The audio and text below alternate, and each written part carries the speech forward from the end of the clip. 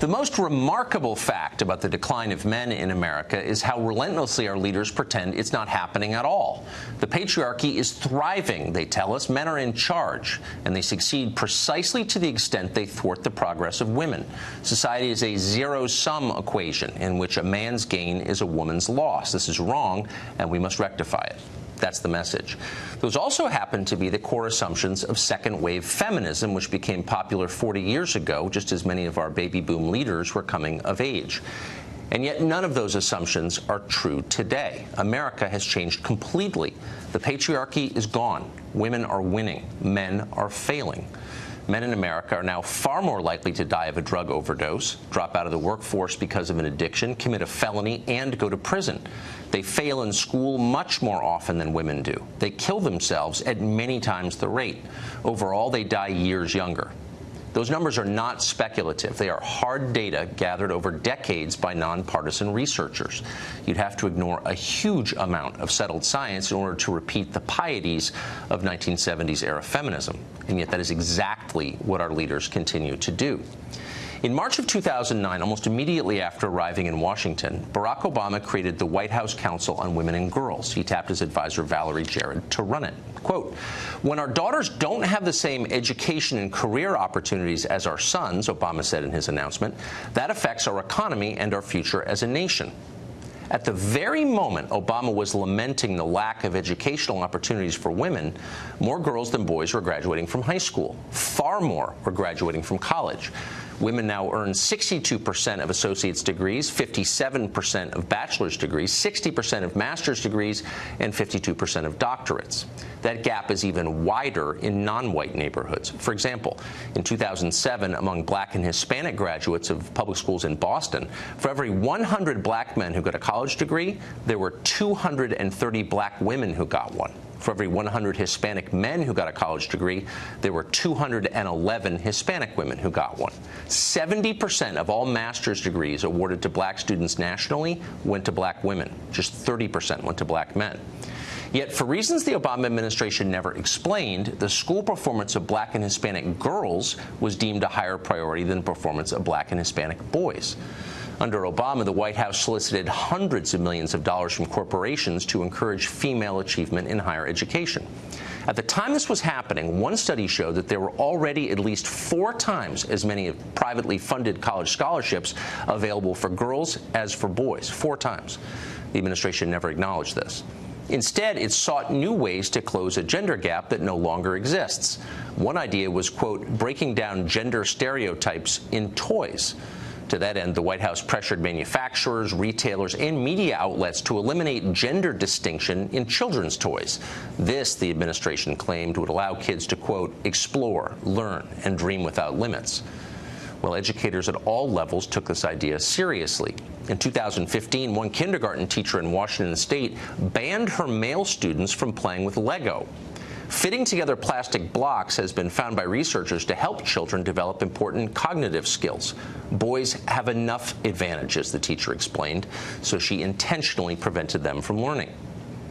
Girls thrive when boys fail. This is the underlying assumption of much of America's gender policy and education.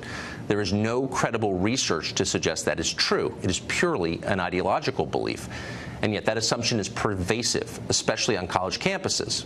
Now, that's ironic because there are more than 2 million more women than men enrolled in college this year. On most campuses, men are a distinct minority. At Carlow University in Pittsburgh, women outnumber men by more than 6 to 1. And yet almost every campus has a women's studies department. In many of them, the stated goal is to fight expressions of masculinity and disempower men. At Ohio State, a course is underway this spring called Be a Man, Masculinities, Race, and Nation. The syllabus for that course explains that masculinity is used to, quote, justify certain kinds of violence by men. On the first day of class, students were required to consult a male privilege checklist. At Duke University in North Carolina, a 9-week workshop met to devise ways to undermine, quote, masculinity and maleness, as well as to create destabilized spaces for those with privilege, meaning men. Similar projects have sprouted at colleges all over the country. Under the Obama administration, the Department of Justice created something called the Healthy Masculinity Campus Athletics Project. The coordinator of that program at Wheaton College summed up its objective this way, quote, "As a country, we need to do a better job of addressing issues around toxic masculinity." Left unasked was the most basic question of all. Is masculinity itself really toxic? And what happens to boys when we tell them that it is? It's widely understood that attacking people for their basic nature is unhealthy, and it's wrong. A government-funded program designed to fight toxic femininity or toxic homosexuality probably would not escape the scrutiny of Congress or the media. At the very least, its supporters would have to explain why our country needs a program like that. And yet nobody has been forced to explain why boys who are already failing need to be held back further. And so they are. Christina Hoff Sommers is the author of The War Against Boys. She was one of the very first people in American intellectual life to notice this trend and to sound the alarm. She was ignored, but we're grateful that she did it anyway. Thank you. Christina Hoff Sommers joins us tonight. So you wrote this original piece from which this whole series basically has been derived almost 20 years ago when you noticed that boys were falling behind. And yet the assumptions of the people who make policy decisions don't seem to have changed much in that time. Why? There's a great deal of resistance to addressing the needs of boys. And there are a lot of women's groups, not all of them, but most of them call it backlash. And they're unwilling to listen. So boys, it's as if we've thrown the gender switch, and boys are on the wrong side of the gender gap in education. How does that, so the core assumption is that it's a zero-sum arrangement where when you hold back boys, girls shoot ahead, and it's great for them. But that's not really the nature of life, is it? Does it help girls when boys fail? That is the fundamental fallacy.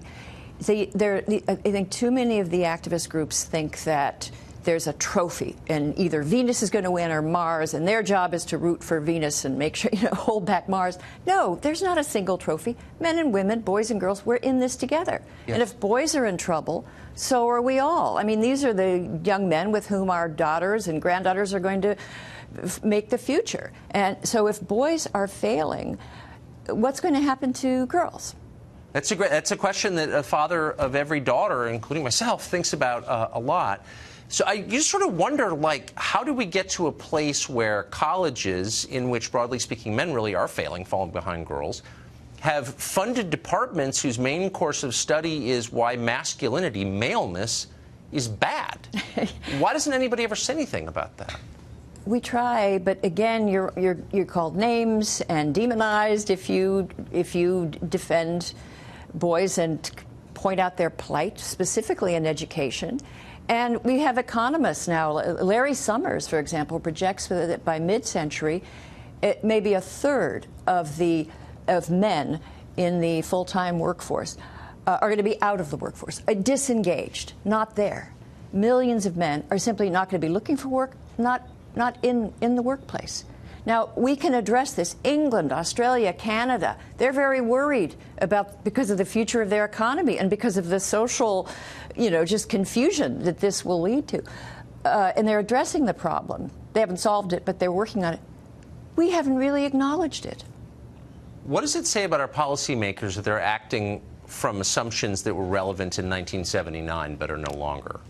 Well, they're not paying attention, and I think it's hard to know where to place the fault, because there's simply what we have right now is vast numbers of organizations that have actually done a very good job supporting young women and helping young women, addressing their needs. Girls were behind in math and science, and thanks to many women's groups and activism, we have strengthened young women. They take more advanced math classes and science classes than boys now in school. Where were the efforts for boys? There was no lobby. There's no lobby. And people say, well, they don't need a lobby. It's a man's world. Well, I'm not sure that's true altogether, but it's certainly not a little boy's world. And no one's paying attention. Sad. Well, thank you for all the work you've done on this. It's important. Christina Hoff Sommers, thanks. Thank you.